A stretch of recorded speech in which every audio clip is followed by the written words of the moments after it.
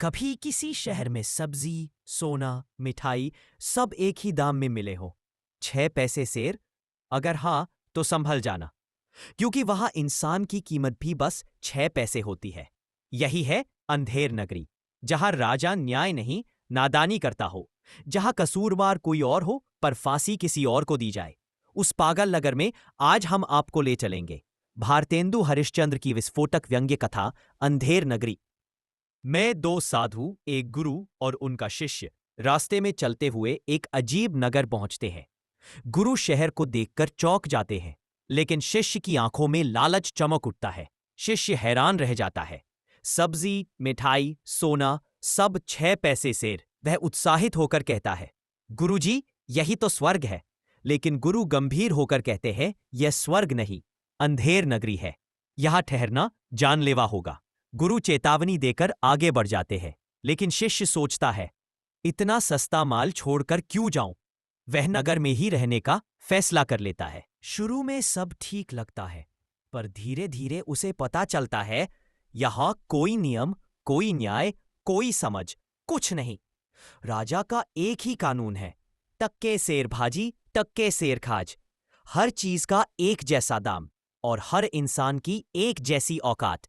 शहर में एक व्यापारी की दुकान पर एक दीवार गिर जाती है और नीचे दबकर एक आदमी मर जाता है। राजा आदेश देता है, जिसकी दुकान की दीवार है उसे फांसी दो। कसूरवार बदलते जाते हैं, कसाई, लोहार, मसाला वाला, ईंट ढोने वाला, हर कोई कह देता है, मेरी गलती नहीं, फला की गलती। राजा हर बात मान लेता है। राज्य में न्याय नहीं, हंसी का बाजार लगा होता है। आखिर में राजा एक दुबला पतला आदमी बुलाता है फांसी के लिए, लेकिन फांसी का फंदा उसके लिए बड़ा पड़ता है। किसी ठीक कद काठी वाले आदमी की जरूरत होती है और संयोग से शिष्य वहां पहुंच जाता है। सैनिक चिल्लाते हैं, बस यही ठीक रहेगा, और उसे पकड़ कर ले जाते हैं। गुरु वापस आते हैं, शिष्य को फांसी पर लटकने वाला देखते हैं और आंखें भर आती हैं। वह राजा के कान में धीरे से कुछ कहते हैं, महाराज, आज यह मुहूर्त बहुत शुभ है। जो भी इस वक्त फांसी चढ़ेगा सीधे स्वर्ग जाएगा।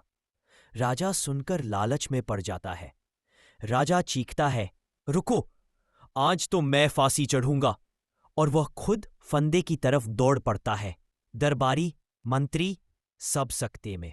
आखिरकार उसे पकड़कर रोक लिया जाता है। गुरु शिष्य को सम्मान देकर विदा कर दिया जाता है। अंधेर नगरी से निकलकर गुरु अपने शिष्य से कहते हैं, जहां शासन मूर्ख हो, वहां रहना मौत को बुलाने जैसा है। अगर आप ऐसे शहर में फंस जाएं जहां न्याय राजा की मर्जी से चलता हो, तो याद रखना, अंधेर नगरी में समझदार वही है जो समय रहते वहां से निकल जाए। भारतेंदु का व्यंग्य आज भी गूंजता है, जिस राज्य में दाम एक हो जाए, वहां इंसान की कीमत भी खत्म हो जाती है।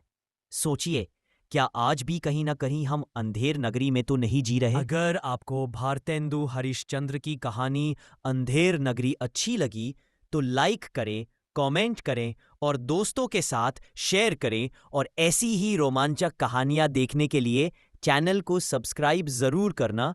धन्यवाद।